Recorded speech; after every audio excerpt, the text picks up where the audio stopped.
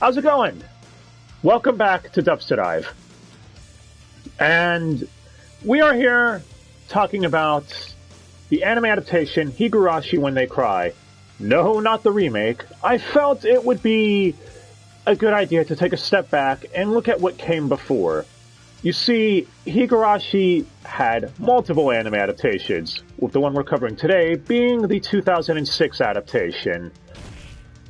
So, for those who aren't aware, Higurashi is, shall we say, somewhat infamous for being one of the most messed up psychological horror anime out there. And with it being the month of October, I'd say it's time we cover some horror anime. So let's get started. A few months ago, my friend Mansoy had gifted me the entire Higurashi visual novel franchise on Steam, and I marathoned the hell out of it and really enjoyed it. So I figured might as well check out the anime. And yeah, we'll get to my thoughts on the anime in a minute. But first, history lesson.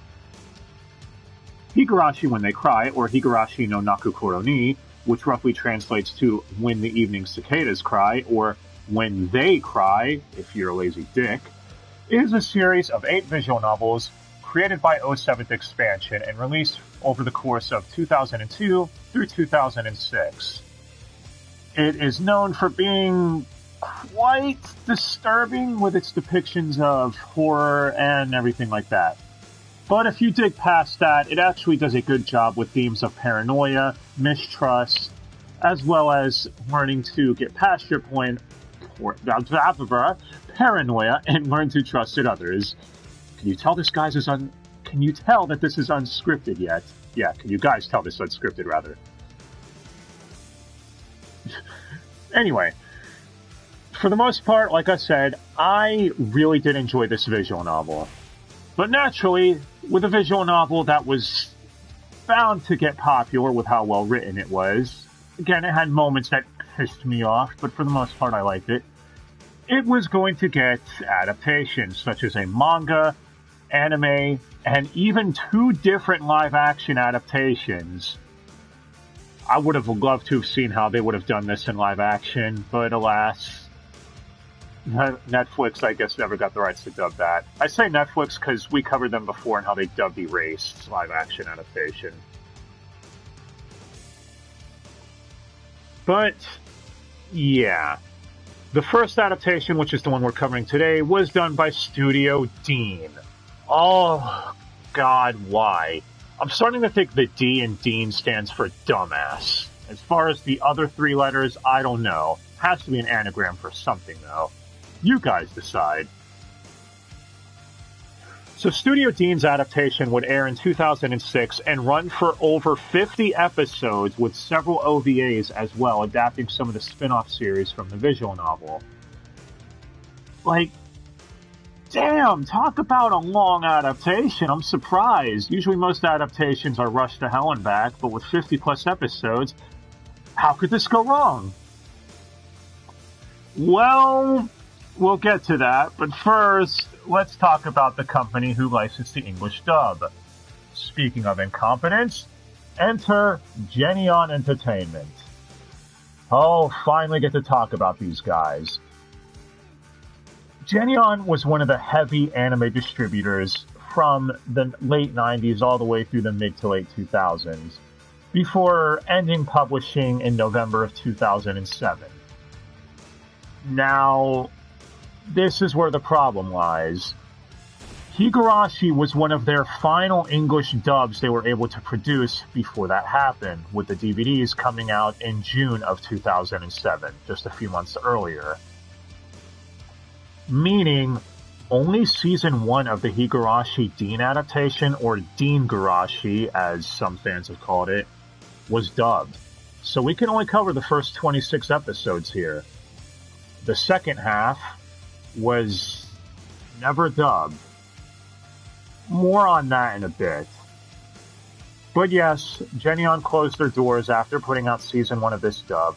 I say closed their doors, but It seems to be, from what I could look up, similar to the Bandai situation where they just stopped publishing altogether over here in the US. Or in the West in general, I guess. And are now just one of the Universal brands from Japan that outsources their franchises to be published.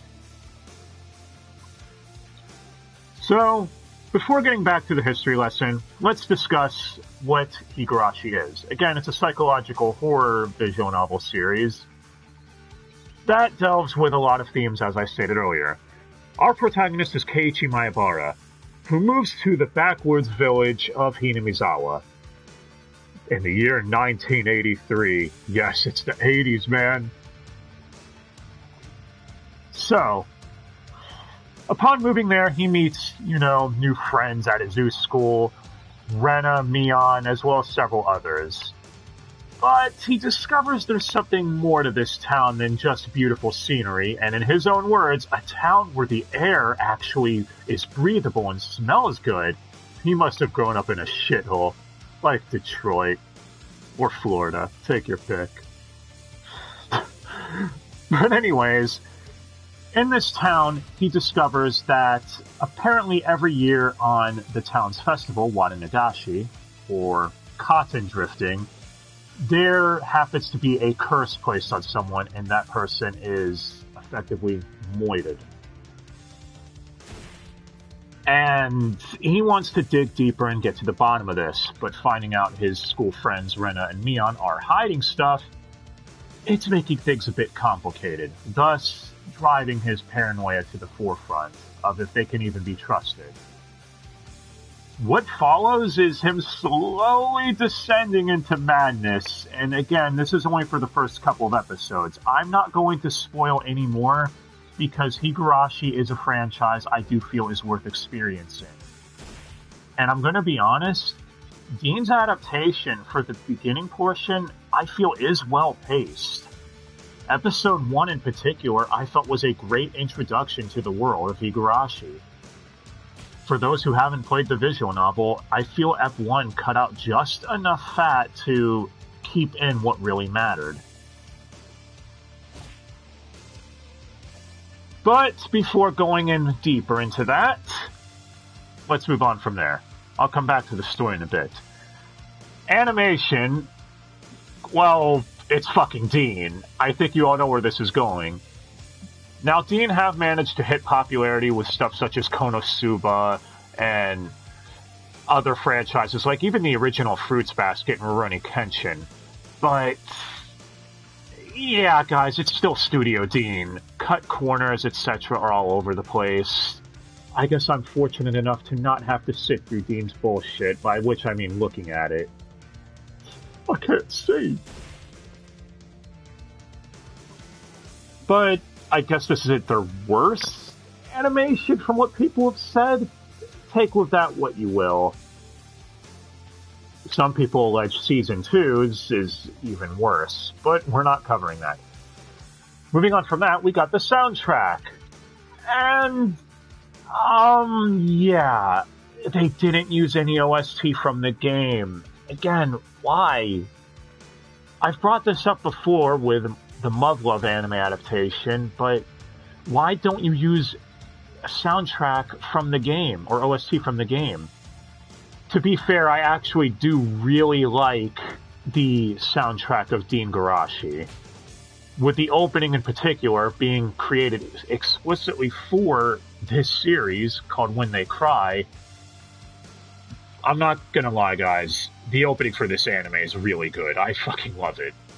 In fact, it's become the official theme for the franchise to this day, even beating out the game's anime opening, the game's opening itself for most people.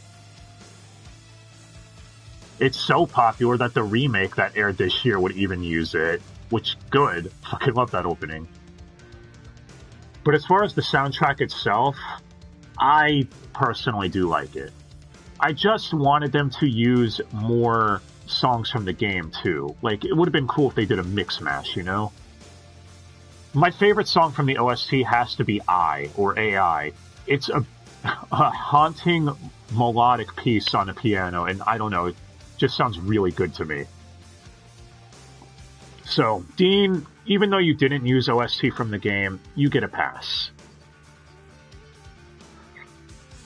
Now, let's get to the dub itself. And if there's anything this anime is infamous for, it's its English dub. Oh my gosh, it's dub. Again, Geneon was on its last legs, from what we know, so it seems like this dub was probably rushed out the door, so a lot of liberties were taken. The script was all over the fucking place, and even dub performances could range from being decent, in my opinion, to being laughable. Not to mention, most of the voice cast went under aliases. We know who they are now, and because I'm a dick, I'm not going to use their aliases. I'm going to use their real names. But, yeah. I think this dub does get a bad rap, and if you're wondering where I stand on the spectrum, I don't think it's as bad as everyone says, but it does have a lot of problems. So let's begin. With our protagonist, Keiichi, voiced by Grant George. We've covered Grant George here before. He was in Skippy, he was in Danganronpa games, and I'm sure everyone knows him from a bunch of roles. Izuru Kira in Bleach, like, any number of other roles as well. The guy has become an industry veteran in his own right at this point. Or should I say legend. And as Keiichi, I'd say some of his line delivery can sound a little flat, but for the most part, I think he did a good job. He does to do a lot of screaming, too, and yeah, he did alright, in my opinion. After him, we have Rena Ryugu, voiced by Mela Lee, another voice actress we've covered here. Rachel Alucard from Blaze Blue, Rin Tosaka from Fate, like, yeah, she's been around a lot. And as Rena, how do I put this? It's similar to Keiichi, where some of her line delivery is a little off, but for the most part, I think she did okay. The problem lies in each episode, it seems like she has a different pitch for her voice. Go listen to her in episode 1, and then jump to episode 8. Where in Ep 1, she's very high-pitched, but in Ep 8, she's doing a voice closer to her Rin Tosaka voice, or the voice she normally uses for roles. It's really bizarre, and again, just adds more credence to this dub being rushed.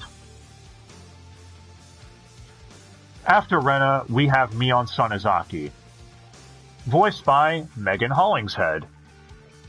That last name is funny. But, yeah, Megan Hollingshead is known for voicing My Valentine in Yu-Gi-Oh!, Nurse Joy in Pokemon, as well as Rangiku in Bleach. That's the one I most know her for, to be honest. And this is one a lot of people are like, well, she doesn't sound anything like a teenager. I don't know. I think she did okay. And I guess minor spoilers ahead here. She also has to do double duty in voicing Mion's twin, Shion. And I think she did a fair job here. Having to voice two characters with two distinct personalities, and there's even moments where she has to carry a whole scene by herself where they're talking. I think she did a decent job. Now, some of her stuff is, again, a little questionable with her line delivery, but chalk that up to the dub being rushed. And one of Shion's lines in particular is pretty hilarious, but I'm waiting till I get the spoilers to bring that up. After her, or them, we have Satoko, voiced by Jenny Kwan, who I never heard of before looking this up, and found out she was in stuff such as SAO Alicization, Excel World, and holy shit, she's Suki from Avatar The Last Airbender. That's really cool. And I think she did a good job as Satoko. Again, I know I'm probably in the minority who thinks this dub isn't that bad, but so far, it hasn't done anything egregious. It's not the greatest dub, I can admit that. If you have problems with it, that's cool. This is just my opinion. But yeah, I think she did good as Satoko, or the resident troll of the group. After her, we have Rika Furude, voiced by Rebecca Forstad, or Nonali from Code Geass, Monami from the Danganronpa games, and to be honest, I think she's one of the better voice actresses in this dub. Rika is a character that, how do I put this? There are moments where she'll go from being super moe to being super intimidating and trying to be imposing, and I think Rebecca Forstad did a good job with this. If you disagree again, that's cool. But, yeah, I think she did alright. After her, we have Police Officer Oishi, voiced by John Snyder. And John Snyder is known for roles such as Be the Beginning, Durarara, and to my knowledge is still voice acting to this day. Good for him. And I think he did good as Oishi. Oishi, there's no way around it. Every time he's in a scene, he's smoking. The guy's a chain smoker. And he's like a much older dude. And I think John Snyder did a good job giving him the whole, smoker voice, I guess would be the best term for it. You get a pass, Oishi.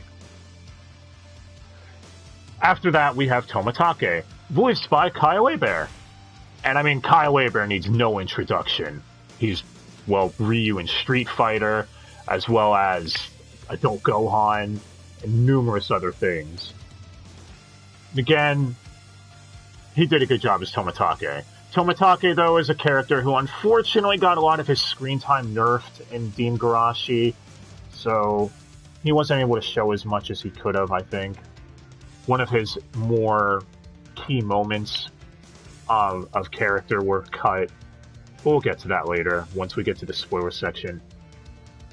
After that, we have Irie, which I should point out, if you go to the episode where he's first introduced, they keep calling him E-Ray. Yeah, he even introduces himself as E-Ray. They keep flipping back and forth between that and Irie.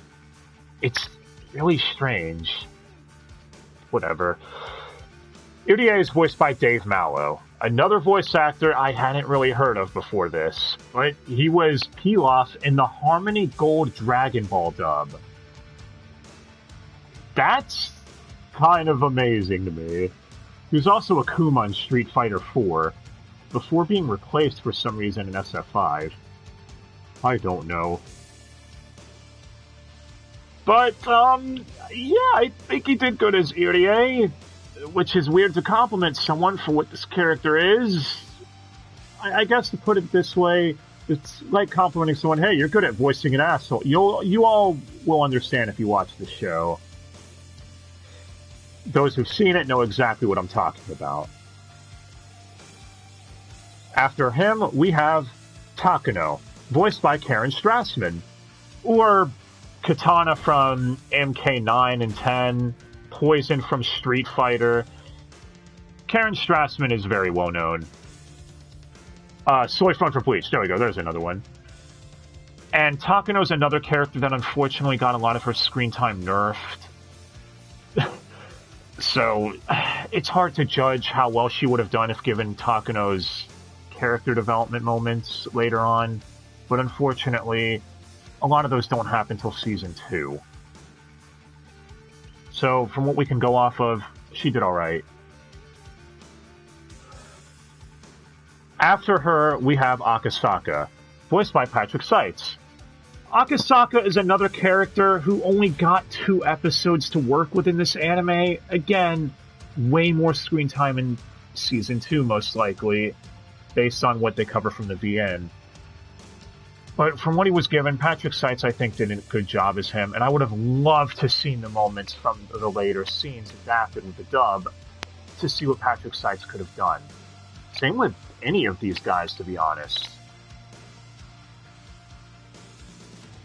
Now, out of the last mains, I guess you could say, we have Satoshi Hojo, Satoko's older brother, voiced by, oh, here we go, a name I won't pronounce very well, Daryl Gilbia? The main from Durarara, or Nura Rise of the Yokai Clan. Which, to be honest, I've seen both those anime. Like, Nuro gives me Neon Alley flashbacks. I miss that app. And when I first heard Satoshi, I was like, hey, he sounds familiar, but yeah. I think he did a good job as him. Again, and not much screen time to go with, though. Rounding out the dub cast, we have a bunch of Steve Kramers, a bunch of Barbara Goodsons, a bunch of Mike McFarlanes. What the fuck? Yeah, that Mike McFarlane of Funimation fame. That's really bizarre. And a bunch of Kyle Abears. He's already a major recurring character. Damn it. Why? And I guess I should mention the ADR director is Christy Reed, known for also ADR directing Excel World. To my knowledge, that dub was decent from what I can remember. It has been a while. And ADR directing Vampire Knight. Huh. Another divisive English dub for its weird scripting and performances. That's definitely a show we'll probably cover on Manana March or something. But either way, I don't want to pin this all on the ADR director. But with two dubs that people are divisive on, I don't know. No, I don't think it was the ADR director's fault here. I think it was a multitude of things. Again, this dub was clearly rushed out the door since Geneon was on their last legs. My thoughts on the dub, like I said, I kind of don't mind it as much as most people, but I can understand where a lot of the fans' anger comes from. The dub does have problems. There's no getting around it. I think most of the dub gets better as the show goes on, because the first few episodes, the dub does seem a little rough. But if you make it past, I'd say Ep 4 and onward, it gets a little better in my opinion. Now, before going into spoilers, I guess I could give my final thoughts on this anime. Still gotta wrap up the rest of the history, too. So, as you can tell, the anime still finds a way to nerf screen time or cut scenes from the VN, even though it's 50 episodes. Again, a series of 8 visual novels divided into, how do I put it, chapters. With the first 4 chapters being labeled the question arc, raising questions about Hinamizawa, the town, as well as the characters in it, without answering any of them. And the last 4 being labeled the answer arc, or Higurashi When They Cry, Kai. Yeah, like DBZ Kai, I guess. And answering everything. The first 26 episodes rush through the first 6 chapters of the visual novel, with chapters 7 and 8 being relegated to the last 24 eps of the season, leading me to believe that maybe they were adapted better? I don't know, because I haven't seen them. But in short, yes, each chapter of the VN had a lot of its stuff cut in the anime, since each chapter ranges anywhere from 8 to 12 hours. Being cut down to anywhere from 3 to 6 episodes is going to tend to do that. Chapter 1 in particular, I feel episode 1, for example, was really well paced. But then episode 2 skips like 4 to 6 hours of content just to get to the point where someone gets murked. It's like, guys, slow it down a bit here. Remember, Keiichi is friends with these guys. His paranoia slowly is supposed to creep up with his suspicions of them. But because they skip a lot of the time of them hanging out together, you don't get that sense as much as you do in the VN. I feel 1 or 2 more episodes would have worked here. It should also mention the anime does something I'm not a fan of. It opens up with stuff that doesn't happen till later on. So it starts with scenes that happen a few episodes later and then goes backwards. I hate that type of storytelling. I know that's just a pet peeve of mine personally, but, you know.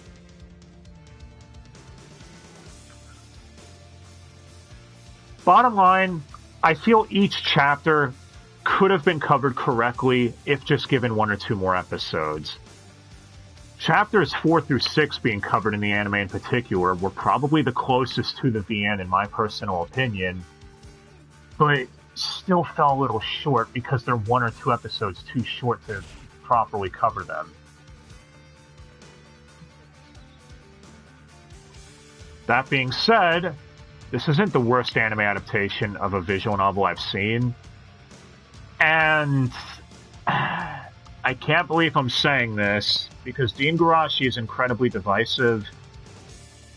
It seems to be one you either like or you don't. I'm pretty sure I'm on the side that likes it. Going into this, I was not expecting that, with everything I've heard, and being as how I'm kind of a prick that likes nitpicking everything when it comes to a VN adaptation. But I can enjoy this anime for what it is. Does it have problems? Oh, hell yes. In fact, if anyone doesn't like it, they have good reason to.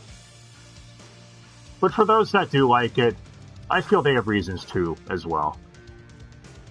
There's a reason this anime is divisive, and there are people who consider it a cult hit, and not just outright despised and hated. The anime, I feel, does have some merit to it, I guess, would be the best way to put it. Or you could just call it a guilty pleasure.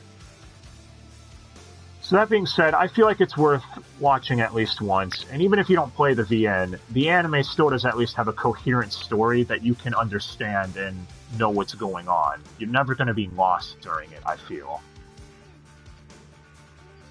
Which is more than I could say for a lot of other VN adaptations.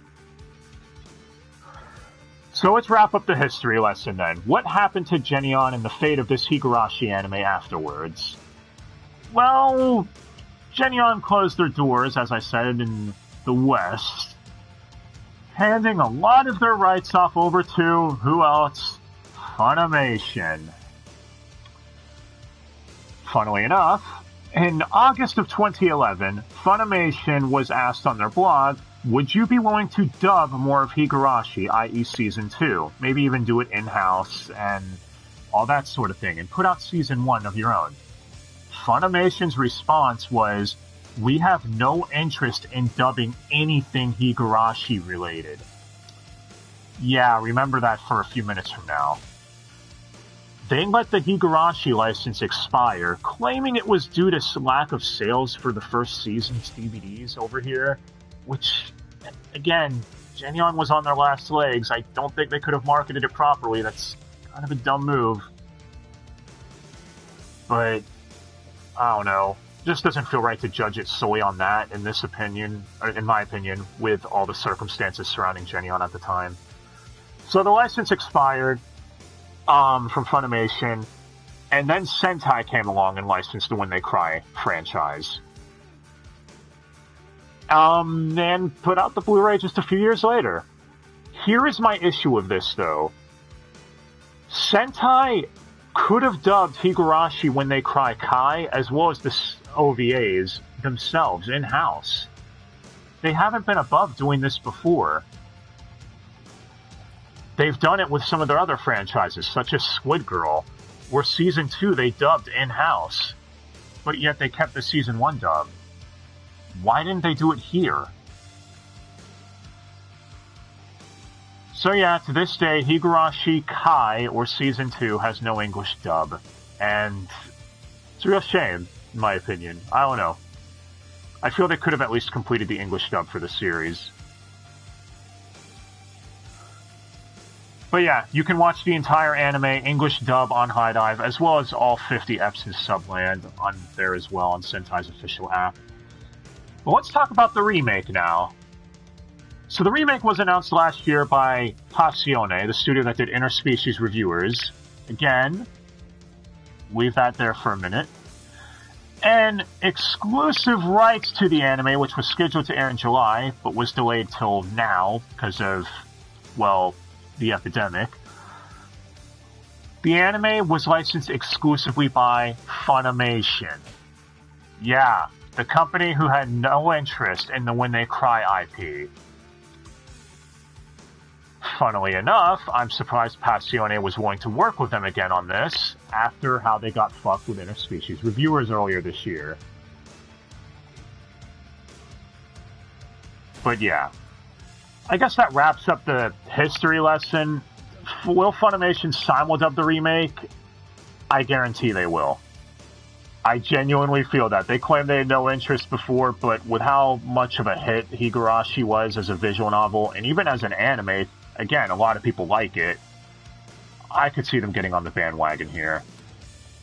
I don't see anyone coming back to reprise their roles from the old dub, though. Again, they went under aliases, and Funimation probably aren't willing to pay the money to get them back either, because they're Funimation. Again, they used to do this, but in 2020, doubtful. Who knows? Maybe we'll be surprised. We'll see. Now, before going into spoiler territory, like I said, I feel this anime is worth watching at least once. The Deen Garashi. As far as the remake, only one episode has aired so far, and yes, I have seen it in Weebanese. In fact, if you guys want me to do some sort of coverage on each episode of the remake as it airs, let me know. I'll think about doing it. Because, yeah, I typically don't cover sub-content, but with Higarashi's remake, I'm making a little bit of an exception. Now, as far as grading this, I don't think I really can. There's too much mixed thoughts into this, because on one hand, this anime is not the best. I can admit that. But on the other, people know me. I love stupid things, and even things most people consider terrible. So, I'm trying to think of a bad anime that I actually enjoyed because of how dumb it was. I can't off the top of my head right now. There's plenty of bad games that I could think of, like Resident Evil Survivor. Terrible game. But I fucking love it because it's laughably bad. But who knows? Like I said, give the anime a shot. Maybe you like it. But alright, so spoiler territory, and I'm going to keep this just really brief. Because one of the lines I wanted to bring up, I have to talk about in the spoiler section. And it's specifically in episode 21. It's when Shion is talking to Mion, and the line itself is this. Mion says to Shion, "I liked Satoshi too. I confronted Grandma and begged her not to hurt him. I was even prepared to kill him with my own hands if I had to." She's referring to her grandmother in that second sentence as a man, as a him. And I haven't seen anyone catch that to my knowledge, but it's one of those things where I know it's a minor thing most people won't notice, but come on. Like, once you hear it, you can't unhear it. It's that whole thing with the Danganronpa anime. They called Komaru Makoto's older sibling. But yeah. As far as how much this anime covered, I don't know, man. Oh, and of course there's other infamous lines, too, I should have brought up with the earlier stuff, but again, some people might whine and say, spoilers, man! Such as Keiichi's infamous memed line, "Why are there so many kids at the toy store?" I don't know, why? Or Shion's line, that guy is so annoying, 'cause of him, my popsicle melted. Like, what? That doesn't even make sense. You were on a phone call with someone. Like I said, a lot of the lines are hilarious, and the dub performances make it great.